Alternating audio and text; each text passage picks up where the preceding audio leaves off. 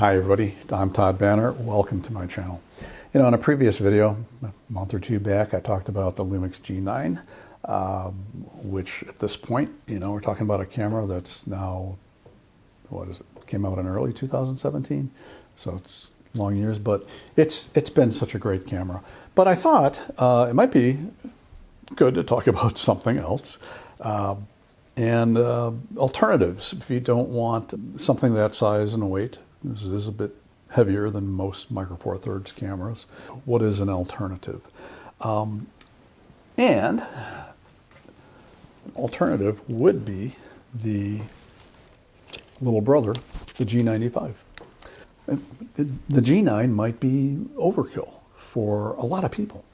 It's heavier than the G95. G95 is fairly light, although if you put the kit 12 to 60 millimeter lens on the G9, the weight differential between the two is not as much as you might think.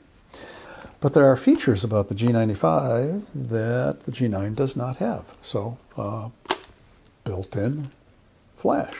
So if you're traveling or you're going somewhere you don't want to carry a lot, you have this built-in flash. Although, yeah, it's a built-in flash. It's not going to give you the results that, say, a bounce flash will, but you still have it.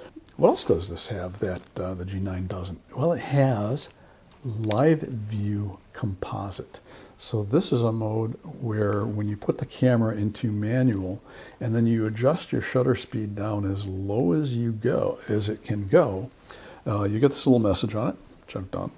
And what it says is the camera starts to create a black frame image for noise reduction after a shutter button is pressed. So what it does is it creates a black frame, or dark frame as we called it when I was selling scientific imaging, that is used to subtract the electronic dark current from the subsequent images. And then it starts capturing the image in real time live on the viewfinder screen. So if you're doing nighttime photography, that might be useful. So you can see features appear on the screen and stop it at the point that you think it's exposed correctly. I've seen people say, you know, they could add that to the G9 using firmware. And it hasn't been done yet, and that leads me to believe that there may be some sort of hardware issue difference, or hardware difference between the sensor in the G95 and the sensor in the G9, just because they're both 20 megapixel sensors. Does not mean they're identical. And if there are those of you who watch the Lumix live streams or on the replays, you know that Sean Robinson at Lumix has said that oh, you can do it in firmware. Doesn't this? I mean, that's not necessarily true. There can be hardware differences that prevent that. So what other things are there about the G95 as opposed to the G9? Actually, there is one feature the G95 has that can be useful to some people, and that is it has the scene modes. So when you switch the camera to scene mode, you get all of these different choices, you know, like clear portrait, silky skin. I tend not to use these, but you never know. You might find them useful. And I will tell you what, there is one in here that it reminds me of a thread on one of the photo forums. And so the last scene mode on the list, number 25, is panorama.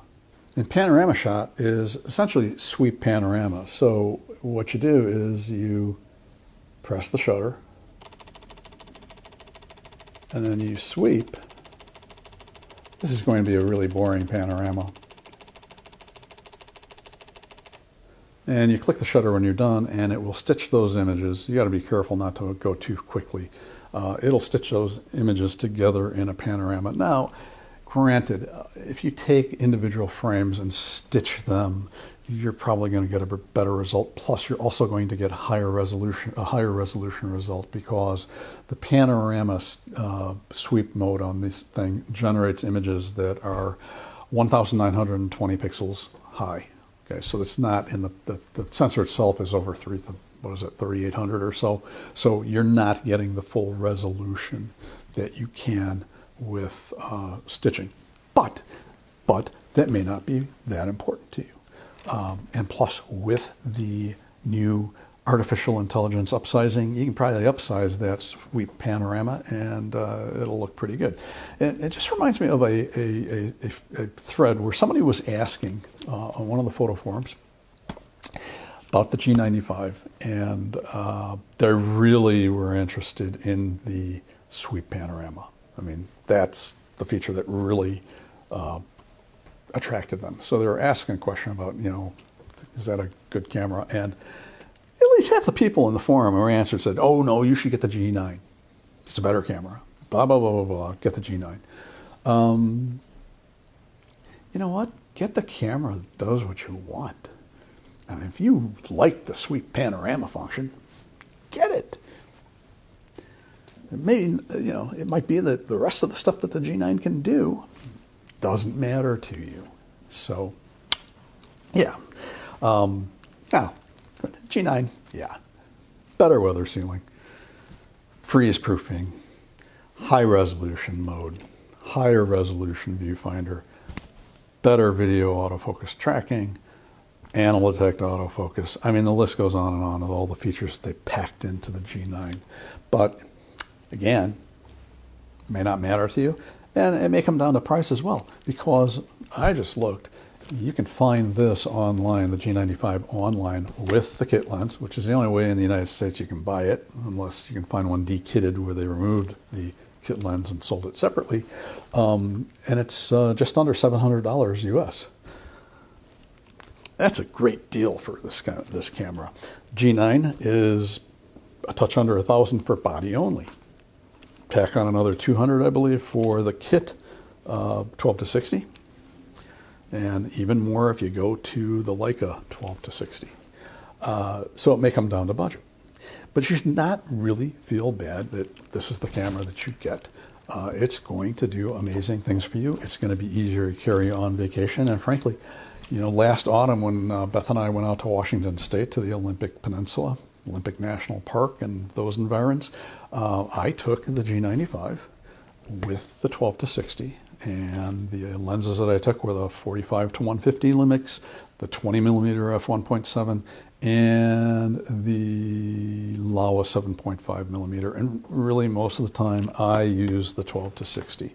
Was there a time that I wish I had brought the G9? One time.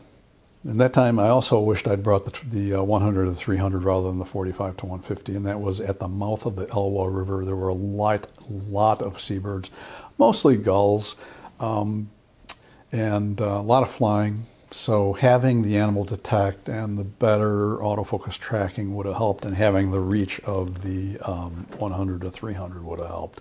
But that was the only time, and really, honestly, I can go down to Lake Michigan anytime and take tons of gull and Caspian tern photos. So it wasn't as big a deal as you might think. And it came back overall some really nice images.